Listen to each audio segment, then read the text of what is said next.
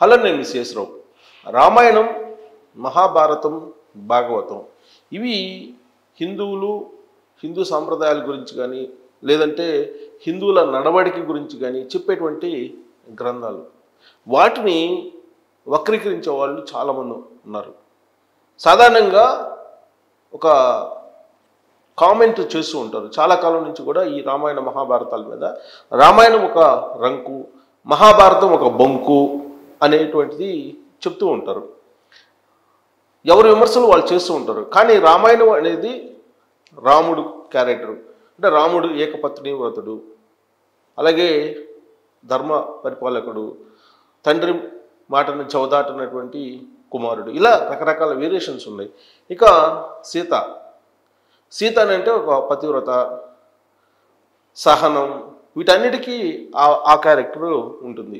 ఇంకా లక్ష్మణుడు, అన్నదమ్ముల మధ్య ఉన్నటువంటి అనుబంధం ఎలాంటిది, అన్న చెప్పినటువంటి మాటని చిరసావహిస్తూ ఆయన ఆజ్ఞని పాటించేవాడు లక్ష్మణుడు.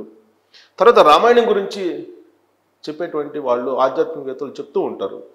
వాళ్ళు చెప్పేదాని ప్రకారం ఏంటంటే, లక్ష్మణుడు ఎప్పుడు కూడా సీత ముఖం వైపు కూడా చూడలేదు, సీత కాళ్ళు వైపు మాత్రమే చూసేవాళ్ళు, సీత ముఖం వైపు కూడా చూడరు. అంటే అంత భక్తిగా ఉండేవాళ్ళు సీత అంటే. అలాగే రాముడు అంటే కూడా ఆయనకి ఒక అన్నగా ఆయన మాటలని జవదాటకుండా నడిచేవాళ్ళు. అందుకే రామాయణంలో బంగారులేడిని వేటాడటానికి వెళ్ళినప్పుడు రాముడు సీత దగ్గర కాపలా ఉంచాడు లక్ష్మణుని. ఆ సమయంలో లక్ష్మణుడు కొంచెం ఆదమర్చి ఉన్నప్పుడు, లేదంటే ఆయన సీత ఆర్డర్ పక్క వెళ్ళినప్పుడు రావణుడు వచ్చి ఆవిడ్ని అపహరించుకు వెళ్ళారు అని చెప్పి చెప్తూ ఉంటారు. బట్ దీని మీద చాలా వేరియేషన్స్ రకరకాలుగా చెప్తూ ఉంటారు. అంటే ఒక బుక్ చదివేటువంటి వాళ్ళకి భావన ఒక్కొక్కరికి ఒక్కొక్క రకంగా అర్థమవుతుంది. ఎవరి భావనలో వాళ్ళు ఉంటారు. ఈ రావణుడు సీతను అపహరించి వెళ్తారు. సీత కోసం రాముడు యుద్ధం చేసి లంకకు వెళ్ళి మళ్ళా సీతను తీసుకొస్తారు. ఈ క్రమంలో చాలా స్టోరీ నడిచేది చాలా స్టోరీ నడిపారు రామాయణంలో. అందుకే ఎంత విన్న తర్వాత రామాయణం ఒక రంకు అని చెప్పి కొంతమంది ఆ గిట్టనటువంటి వాళ్ళు చెప్పేటువంటి మాట. అంటే దాంట్లో ఉండేటువంటి అర్థాన్ని, పరమార్థాన్ని అర్థం చేసుకోలేనటువంటి వాళ్ళు ఇలాంటివి చెప్తూ ఉంటారు. రామాయణం ఒక రంకు అని. అలాగే మహాభారతం తీసుకుంటే కనుక ఏ విధంగా కృష్ణుడు, అర్జునుడు, దుర్యోధనుడు, వీళ్ళందరూ కర్ణుడు, ఇలా రకరకాల క్యారెక్టర్స్, వాళ్ళ యొక్క గుణగణాలు కానీ వాళ్ళ యొక్క భావాలు కానీ ఎలా ఉంటాయి ఏంటి అనేది మహాభారతంలో చెప్పారు. దాన్ని ఆ గ్రంథాలని చదివి అవపోసను బట్టి దాంట్లో ఉన్నటువంటి ఆంతర్యాన్ని, దాంట్లో ఉన్నటువంటి మాధుర్యాన్ని తెలుసుకున్నటువంటి వాళ్ళు చాలా తక్కువ మంది ఉంటారు. ఇప్పుడున్నటువంటి జనరేషన్కి పూర్తి స్థాయిలో అసలు అర్థం కాదు. యాక్చువల్గా ప్రస్తుతం ఉన్నటువంటి జనరేషన్కే దాని మీద పెద్దగా అవగాహన ఉండదు. కొంచెం ముందు జనరేషన్కి అయితే కొంతమేరకు అవగాహన ఉంటుంది. పూర్తి స్థాయిలో ఈ రామాయణ, మహాభారత, భాగవతాల గురించి అధ్యయనం చేసినటువంటి వాళ్ళకి మాత్రమే దాంట్లో ఉండేటువంటి సారాంశం పూర్తి స్థాయిలో అర్థమవుతుంది. ఈవెన్ నాలాంటి వాళ్ళకు కూడా జస్ట్ వాళ్ళు ఎవరైనా చెప్పిన దాన్ని నేను మీకు చెప్పడం తప్ప స్వతహాగా రామాయణ, మహాభారత, భాగవతాలని చదివి వాటిని అవపోసన బట్టి వాటిని అర్థం చేసుకునే పరిస్థితి కూడా ఉండదు. ఎందుకంటే తెలుగు పండితులకి ఎక్కువ ఉంటుంది. తెలుగు భాషా ప్రావీణ్యం, తెలుగు సాహిత్యం బాగా తెలిసినటువంటి వాళ్ళు, ఆ స్టడీలో ఉన్నటువంటి వాళ్ళకి ఎక్కువగా తెలుస్తూ ఉంటుంది. బేసికల్గా జర్నలిస్ట్ అంటేనే all of jacks none of masters అంటారు. అంటే అన్నీ తెలిసి ఉంటాయి, బట్ దేంట్లో కూడా మాస్టర్స్ కాదనేది చెప్తూ ఉంటారు. ఈవెన్ జర్నలిజం కాలేజీలో మేము చదివేటప్పుడు కూడా ఇదే చెప్తూ ఉంటారు, దేంట్లో కూడా మాస్టర్స్ కాదని. అలాగే ఇప్పుడు రామాయణ, మహాభారత, భాగవతాల గురించి చెప్పాలన్నా, దాంట్లో ఉన్న సారాంశాన్ని సమాజానికి బోధించాలన్నా తెలుగు పండితులకు మాత్రమే, లేదా సంస్కృత పండితులకు మాత్రమే పూర్తి స్థాయిలో తెలిసి ఉంటుంది. పూర్తి స్థాయిలో అంటే వాళ్ళ ఐక్యూ పవర్ని బట్టి, వాళ్ళ అవగాహన బట్టి ఉంటుంది. ఆ విషయంలో గరికపాటి నరసింహారావు గారు బాగా ఆ గ్రంథాలను కానీ పురాణాలను కానీ అవపోసన పట్టినటువంటి ప్రవచనకర్తగా ఆయనకి పేరుంది. అందుకే ఆయనకి పద్మశ్రీ లాంటి అవార్డులు కూడా ఇవ్వడం జరిగింది. ఆయన తెలుగు సాహిత్యానికి, తెలుగు సాహితీ లోకానికి చేసినటువంటి సేవ గుర్తించి కేంద్ర ప్రభుత్వం ఆయనకి పద్మశ్రీ ఇవ్వడం జరిగింది. అలాగే ఆయన ప్రవచనాల్లో కూడా ఈ మహాభారతం, రామాయణం, భాగవతాల్లో ఉండేటువంటి కొన్ని క్యారెక్టర్స్ని, అలాగే పురాణాల్లో ఉండేటువంటి అంశాలని తీసుకొని వాటిని సమకాలీన అంశాలకు జోడించి రక్తి కట్టిస్తూ ఉంటారు ప్రవచనాలని. అదే ఆయన స్పెషల్. అంతవరకు బాగానే ఉంది. అయితే ఇప్పుడు తాజాగా వచ్చినటువంటి ఎపిసోడ్ తీసుకుంటే కనుక గరికపాటి నరసింహారావు గారు మొదటి పెళ్ళి చేసుకున్నారు. ఆ మొదటి పెళ్ళిని ఎవరితో చేసుకున్నారంటే కామేశ్వరి గారితో చేసుకున్నారు.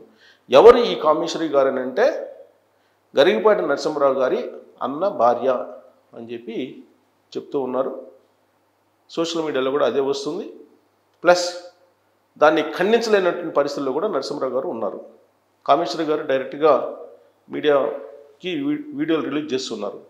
సోషల్ మీడియాలో వీడియోలు రిలీజ్ చేస్తూ చాలా క్లియర్గా ఆవిడ తనను పెళ్లి చేసుకున్నారు. ఆ తర్వాత తెల్ల కాగితాల మీద సంతకాలు పెట్టి ఇవే విడాకులు అని చెప్పి చెప్పారు. ఆ తర్వాత పెళ్లి చేసుకున్నారని చెప్పి ఆవిడ చెప్తూ గరికపాటి గారి యొక్క వ్యవహార శైలి ఎలా ఉంటుంది, ఆయన ఏ విధంగా స్త్రీల పట్ల ఉంటారు, ఇవన్నీ కూడా చెప్తూ ఉన్నారు. సరే, ఆవిడ చెప్పేటువంటి వర్షన్ ఆవిడ చెప్తూ ఉన్నారు. వాటిని పూర్తి స్థాయిలో నమ్మేవాళ్ళు నమ్ముతున్నారు, నమ్మనటువంటి వాళ్ళు నమ్మటం లేదు. ఇవాళకి కూడా ఈ ఎపిసోడ్ వచ్చిన తర్వాత కూడా గరికపాటి గారిని దేవుళ్ళలాగా, గరికపాటి గారిని గురువులాగా, గరికపాటి గారు ఏం చేసినా అది కరెక్టేను అని నమ్మేటువంటి వాళ్ళు, విశ్వసించేటువంటి వాళ్ళు, ఆరాధించేటువంటి వాళ్ళు ఉన్నారు. దీంట్లో ఎలాంటి డౌట్ లేదు. ఎందుకంటే గరికపాటి గారి ప్రైవేట్ జీవితం అది. ప్రైవేట్ జీవితంతో మీరు ఎందుకు వెళ్తున్నారు విశదీకరించడానికి? అసలు ప్రైవేట్ జీవితం జోలికి వెళ్ళొద్దు. ఆయన ఒక మహోన్నతమైనటువంటి వ్యక్తి, మహోన్నతమైనటువంటి ప్రవచనకర్త. కాబట్టి ఆయన ప్రైవేట్ జీవితాన్ని మీరు వెలుగులోకి తీసుకురావద్దు అని చెప్పి చాలామంది చెప్తూ ఉన్నారు. కరెక్టే, ఆయన ప్రైవేట్ జీవితమే, దీంట్లో ఎలాంటి సందేహం లేదు. పుట్టినటువంటి ప్రతి జీవికి లోపల మనిషి లోపల ఒకటి ఉంటుంది అని అంటారు. అలాగే మనుషులకు సంబంధించి ప్రత్యేకించి ప్రతి వాళ్ళకి ఒక ప్రైవేట్ లైఫ్, ప్రైవేట్ జీవితం, ప్రైవేటు ప్రయాణం, ప్రైవేటు ఆలోచనలు, లోపల మనిషి ఒకళ్ళు ఉంటారు అనటంలో ఎలాంటి సందేహం ఉండకపోవచ్చు ఎవరికి కూడా.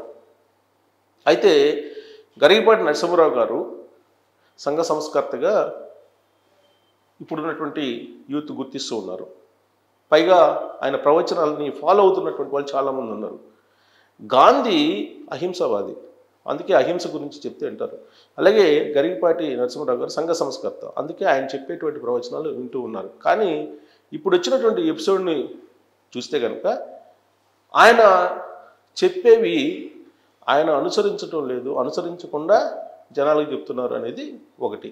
అయితే ఇక్కడ ఈ ఎపిసోడ్లో రామాయణాన్ని తీసుకొచ్చారు. ఎవరు తీసుకొచ్చారు రామాయణాన్ని అని అంటే కామేశ్వరి గారు తీసుకొచ్చారు. కామేశ్వరి గారు తనకు అన్యాయం జరిగిందని చెప్తున్నారు. సరే, తనకు అన్యాయం ఏం జరిగింది ఏంటి అనేది సోషల్ మీడియాలో పోస్టులు పెడుతూ ఉన్నారు, చాలా క్లియర్గా చెప్తూ ఉన్నారు. అయితే ఇక్కడ తనకు తాను రామాయణంలో సీతలాగా పోల్చుకున్నారు ఆవిడ. గరికపాటి గారు అనేక సందర్భాల్లో ప్రవచనాలు చెప్తూ ఖచ్చితంగా నేను శ్రీరామచంద్రుడిని అని చెప్పినటువంటి సందర్భాలు అనేక ఉన్నాయి. ఆయనేమో శ్రీరామచంద్రుడు అని చెప్పుకుంటారు ప్రవచనాల్లో అప్పుడప్పుడు. కామేశ్వరి గారేమో తను సీత అని చెప్పుకుంటారు. సరే, వాళ్ళు వ్యక్తిగతంగా వాళ్ళకై వాళ్ళు అలా భావించినందువల్ల ఎలాంటి అభ్యంతరం కూడా ఉండకపోవచ్చు ఎవరికి. కానీ రామాయణానికి ఇప్పుడు కామేశ్వరి గారు ఈ వాళ్ళ యొక్క క్యారెక్టర్స్ని జోడించారు. ఏంటంటే ఆ జోడించడం కూడా ఎలా జోడించారంటే, రాముడు తన భార్యని లక్ష్మణుడికి అప్పచెప్పి వెళ్తే లక్ష్మణుడు లోబర్చుకున్నాడు అని చెప్పి ఇప్పుడు కలియుగ రామాయణాన్ని బయటికి తీశారు కామేశ్వరి గారు. ఒకవైపు చంపలు వేసుకుంటూనే మరోవైపు ఆవిడ వీడియోలో ఆ మాట వ్యక్తం చేయడం జరిగింది. అసలు లక్ష్మణుడు రామాయణంలో సీత ముఖం సాయి కూడా చూడకుండా పాదాలు చూసే మాట్లాడేవాళ్ళు అని చెప్పి చెప్తూ ఉంటారు. కానీ ఇప్పుడు కలియుగ లక్ష్మణుని క్రియేట్ చేశారు. ఆ కలియుగ లక్ష్మణుడు ఎవరు అని అంటే గరికపాటి అని చెప్తున్నారు ఆవిడ. పేరు చెప్పకుండానే పరోక్షంగా చెప్తున్నారు. రాముడు లాంటి తన భర్త వేరే ప్రదేశాలకి ఉద్యోగార్థం వెళ్ళినప్పుడు తనని కాపాడమని చెప్పి గరికపాటికి అప్పచెప్తే, గరికపాటి నరసింహరావు గారికి, గరికపాటి నరసింహరావు గారు లోపరుచుకొని తనని మోసం చేశారు అని చెప్పి చెప్తూ రామాయణాన్ని ఉటంకించారు కామేశ్వరి గారు. రాముడు తన భార్యని లక్ష్మణుడికి అప్పచెప్తే లక్ష్మణుడు భార్యని వశపరుచుకున్నారు అనేటువంటిది కలియుగ రామాయణాన్ని చెప్తున్నారు కామేశ్వరి గారు. కరెక్ట్గా ఇక్కడే రామాయణం మీద బురద చల్లుతున్నారు అని చెప్పి అనిపిస్తుంది. చాలామంది నాకు కూడా ఫోన్లు చేశారు, ఏంటి కామేశ్వరి గారు రామాయణంలో సీతలాగా తన క్యారెక్టర్ని, లక్ష్మణులాగా గరికపాటి నరసింహారావు గారిని, అలాగే రాముడిలాగా తన మొదటి భర్త గరికపాటి వెంకటేశ్వర గారిని పోల్చుకున్నారు ఆవిడ. మరి రామాయణం మీద విశ్వాసం ఉన్నటువంటి హిందూ వాదులు చాలామంది ఉన్నారు. బట్ రామాయణం గురించి ఈ విధంగా చెప్తుంటే ఎందుకని మీరు మీ అభిప్రాయం వ్యక్తం చేయట్లేదని చెప్పి అడిగారు. అందుకే నేను ఇదంతా కూడా చెప్పాల్సి వచ్చింది.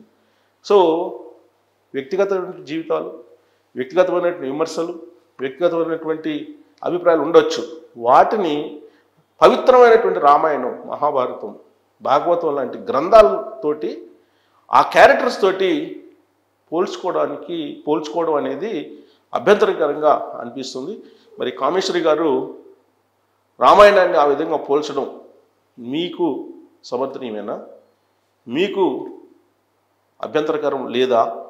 మరి కామేశ్వరి గారు రామాయణాన్ని కించపరిచినట్టు అనిపించట్లేదా? గరికపాటి నరసింహరావు గారు కామేశ్వరి గారి మధ్య ఏం జరిగింది అనేది కామేశ్వరి గారు చెప్తున్నారు. గరికపాటి గారు సెకండ్ వర్షన్ అయితే చెప్పట్లేదు, ఆయన బయటికి రావట్లేదు ఇప్పటివరకు కూడా. అవన్నీ నిరాధారమైన ఆరోపణలు అని చెప్పి ఎవరో చెప్తున్నారు. కానీ రామాయణాన్ని తీసుకురావడం అనేది ఎంతవరకు మనం సమర్థించవచ్చు అనే దాని మీద కామెంట్ రూపంలో మీ అభిప్రాయాన్ని తెలియజేయచ్చు. Thank you very much.